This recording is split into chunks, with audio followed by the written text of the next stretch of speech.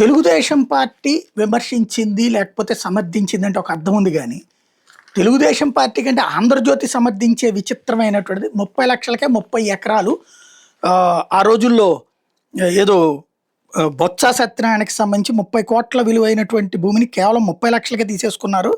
విజయనగరం జిల్లాలో బొబ్బిలి గ్రోత్ సెంటర్లో ethanol distillery unit పెడతాను అని 30 ఎకరాలు కేటాయించిన బొత్స సత్యనారాయణ కుమారుడు సందీప్, కుటుంబ సభ్యులు ఆదినారాయణ, శ్రీధర్, సతీష్ కుమార్ ఏపీఐసికి 2023 జూన్లో దరఖాస్తు చేస్తే రోజుకు 200 కిలోలీటర్ల ఎథనాల్ తయారు చేస్తామని చెప్తే వాళ్ళకి భూమి ఇచ్చారు అన్నటువంటి విషయాన్ని రాసుకొచ్చారు. గుడ్, ఆడు ఫ్యాక్టరీ పెడతాడా లేదు? ఇప్పుడు 99 పైసలకి భూములు ఇస్తున్నప్పుడు ₹1,00,000 భూమి ఇస్తే తప్పేం కాదు కదా.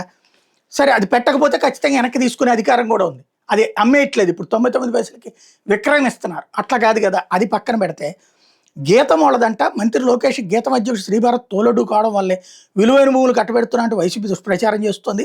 వాస్తవానికి గీతం అధ్యక్షుడిగా ఎంవీవీఎస్ మూర్తి ఉన్నప్పుడే ఆ భూమిని క్రమబద్ధీకరించాలని అప్పటి టీడీపీ ప్రభుత్వంలో దరఖాస్తు చేసుకున్నారు. క్రమబద్ధీకరించడం అంటే ఏంటి?